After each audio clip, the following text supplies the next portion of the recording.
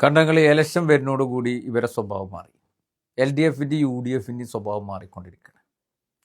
അതായത് ഇന്നലെ ശിവൻകുട്ടി പ്രതിപക്ഷ നേതാവ് VD സതീശനെ വെല്ലുവിളിക്കുക, മറ്റൊരു സ്ഥലത്ത് ഇവർ കോൺഗ്രസ്സുകാർ ഇപ്പുറത്തേക്ക് വെല്ലുവിളിക്കുക. എന്താ വെല്ലുവിളി? നിയമത്ത് മത്സരിക്കാൻ ധൈര്യം ഉണ്ടോയെന്നാണ് VD സതീശനോട് ശിവൻകുട്ടി ചോദിക്കുന്നത്. നിയമം മാത്രമല്ല, ഏകദേശം നമ്മൾ മനസ്സിലാക്കേണ്ടത് 10-11 മണ്ഡലങ്ങളിൽ BJP വരാൻ സാധ്യതയുള്ള സീറ്റുകളാണ്. ഇത് ആർക്കും അറിയാത്തില്ല. ഇവിടെ ശരിക്കും ഒരു പൊതു സ്ഥാനാർത്ഥിയെ നിർത്തിക്കൊണ്ട് BJPയുടെ രാഷ്ട്രീയത്തെ ഇവിടെ ഇല്ലാതെയാക്കാൻ വേണ്ടിയിട്ട് ശ്രമം നടത്തേണ്ട അത്തരത്തിൽ പ്രസംഗിച്ചുകൊണ്ട് കാലങ്ങളോളം വന്ന ആളുകൾ അതൊക്കെ മറന്നുകൊണ്ട് ഇപ്പോൾ പരസ്പരം വെല്ലുവിളി നടത്തുകയാണ്. ഇത് കേരള സമൂഹം മനസ്സിലാക്കേണ്ടതുണ്ട്. ഇന്ന് SDP സംസ്ഥാന പ്രസിഡന്റ് CPA ലത്തീഫ് അദ്ദേഹം പറഞ്ഞ പക്വമായ രാഷ്ട്രീയ ഒരു പോയിന്റ് ജനങ്ങൾ ചിന്തിക്കേണ്ടതാണ്. ശരിക്കും അത് ജനങ്ങൾക്കുള്ളൊരു ഉത്ബോധനമാണ് എന്നുള്ളതാണ്. മീഡിയ വണ്ണിലാണ് ആ ഇന്റർവ്യൂ ഉള്ളത്. അദ്ദേഹം പറയാണ്, 10-11 മണ്ഡലങ്ങളിൽ BJP ജയിക്കുന്ന സ്ഥലങ്ങളിൽ LDFും UDFും കൂടിയിട്ട് എന്ത് നിലപാട് സ്വീകരിക്കും? ഒരു പൊതു സ്ഥാനാർത്ഥിയെ നിർത്തിയാൽ SDP എന്ന പാർട്ടി അതിനെ പിന്തുണക്കുമെന്ന് ക്രിസ്റ്റൽ ക്ലിയർ ആയിട്ട് അദ്ദേഹം പറയുമ്പോൾ ശരിക്കും അങ്ങനത്തെ ഒരു സംഭവം തന്നെയല്ലേ ഉണ്ടാവേണ്ടത്? അതല്ലെങ്കിൽ BJPയെ ജയിപ്പിക്കുന്നതിൽ പ്രധാന പങ്ക് വഹിക്കുക ഇരു മുന്നണികളുമായിരിക്കും എന്നുള്ളതിൽ വല്ല തർക്കമുണ്ടോ? മാത്രവുമല്ല, SDP സംസ്ഥാന പ്രസിഡന്റ് CPA ലത്തീഫ് അദ്ദേഹം പറഞ്ഞു, അതല്ലെങ്കിൽ ഞങ്ങളെ സ്ഥാനാർത്ഥികളെ മുഴുവൻ മണ്ഡലങ്ങളിൽ നിർത്തി മത്സരിപ്പിക്കാൻ തന്നെയാണ് തീരുമാനം. അതൊരു നിലപാടാണ്. കാരണം എന്താണെന്നറിയോ? അതായത് BJPയെ പരാജയപ്പെടുത്താനുള്ള ഉത്തരവാദിത്തം SDPക്ക് മാത്രമൊന്നുമല്ലല്ലോ. ഇവർ തോന്നിയതുപോലെ ചെയ്യുക, എന്നിട്ട് SDP അവിടെ സ്ഥാനാർത്ഥി നിർത്തുമ്പോൾ അവിടെ വോട്ട് ഭിന്നിക്കുന്നതെന്ന് പറയാം. ശരിക്കും BJPക്ക് നല്ല സ്വാധീനമുള്ള 11ഓളം വരുന്ന മണ്ഡലങ്ങളിൽ LDFും UDFും മതേതര ചേരികൾ ചേർന്ന് ചെയ്യേണ്ട ഒരു പ്രവൃത്തി എന്താ? ഒരു പ്രസംഗിച്ച പ്രസംഗത്തിലും എടുത്ത നിലപാടുകളിലും അന്തസ്സും അതിന് നട്ടെല്ലും ഉണ്ടെങ്കിൽ എന്താ ചെയ്യേണ്ടത്? അവിടെ പൊതു സ്ഥാനാർത്ഥിയെ പ്രഖ്യാപിച്ചുകൊണ്ട് മതേതര ചേരികൾ ഒരുമിച്ച് നിന്നുകൊണ്ട് ജയിപ്പിച്ചെടുക്കണം എന്നുള്ളതാ അല്ലേ? നേരെ മറിച്ച് ഇവിടെ ഉണ്ടാകാൻ പോകുന്ന എന്താ? വെല്ലുവിളി തുടങ്ങിക്കഴിഞ്ഞു.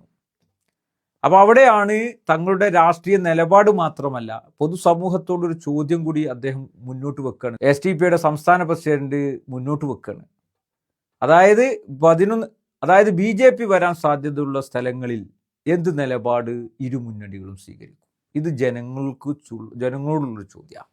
നമുക്കറിയാലോ, SDP വോട്ട് വേണ്ട ചില പഞ്ചായത്തുകളിൽ UDFന് ഭരണം കിട്ടാൻ വേണ്ടിയിട്ട് അവിടെ SDP മെമ്പർമാർ പിന്തുണച്ചപ്പോൾ അത് വേണ്ട എന്ന് പറഞ്ഞ് രാജിവെപ്പിച്ച് എന്തടിസ്ഥാനത്തിൽ സംഘപരിവാര ഫാസിസത്തെ പ്രതിരോധിക്കുന്നു എന്നുള്ള ഒരൊറ്റ കാരണത്തിൻ്റെ പുറത്ത് സംഘപരിവാരം ചാർത്തിത്തരുന്ന ചാപ്പകളെ ഏറ്റുപിടിച്ചുകൊണ്ട് അത്തരത്തിലുള്ള നിലപാട് സ്വീകരിച്ചിട്ട് പോലും ഇന്നും ആ പാർട്ടി അതൊന്നും പ്രശ്നമാക്കണ്ട, മതേതര ചേരികളോടൊപ്പം നിൽക്കണം എന്നുള്ള ആ ഒരു നിലപാടോട് കൂടി മുന്നോട്ട് വരുന്നൊരു സാഹചര്യം ഉണ്ടാകുമ്പോൾ അതിനെ വീണ്ടും പുറങ്കാലുകൊണ്ട് തട്ടി മാറ്റിക്കൊണ്ട് വിഡ്ഢിത്തപരമായ കാര്യങ്ങളിലൂടെ മുന്നോട്ട് പോകാനാണ്, ജനങ്ങളെ പറ്റിച്ചുകൊണ്ട് സംഘപരിവാരത്തിന് അധികാരത്തിലേറ്റാനാണ് ഇവർ തമ്മിൽ അങ്ങോട്ടും ഇങ്ങോട്ടും പരസ്പരം വെല്ലുവിളിക്കുന്നത് എങ്കിൽ അത്തരം കോമാളികൾക്കെതിരെ കോപ്രായക്കാർക്ക് വേണ്ടി വോട്ട് ചെയ്യാൻ SDP എന്തായാലും തയ്യാറാവൂല എന്നുള്ളതിൻ്റെ എല്ലാവിധത്തിലുള്ള വാക്കുകളും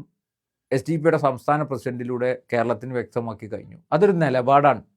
അങ്ങനെയുള്ള കാര്യങ്ങൾ ഉണ്ടാകുമ്പോൾ ജനങ്ങൾക്ക് വോട്ട് ചെയ്യാൻ വേണ്ടിയിട്ട്, നിലപാടുള്ള രാഷ്ട്രീയ പാർട്ടിക്ക് വോട്ട് ചെയ്യാൻ വേണ്ടിയിട്ട് അവിടെ അവസരമൊരുക്കും.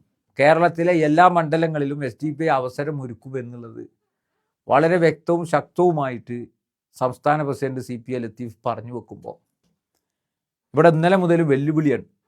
പരസ്പരം വെല്ലുവിളി തുടങ്ങി. ഇവിടെ BJP അക്കൗണ്ട് തുറക്കാൻ വേണ്ടിയുള്ള സകലമാന കാര്യങ്ങൾ ചെയ്തു. തിരുവനന്തപുരത്തേക്ക് അവസ്ഥ നമുക്കറിയാം. അവിടെയൊക്കെ ജാഗ്രതയോടുകൂടി എല്ലാ പാർട്ടികളെയും സ്വീകരിച്ചുകൊണ്ട് മുന്നോട്ട് പോകേണ്ട ഒരു രാഷ്ട്രീയ സാഹചര്യം നിലനിൽക്കും. മൊത്തത്തിൽ അങ്ങനെ ഒരു സാഹചര്യം ഉണ്ടല്ലോ.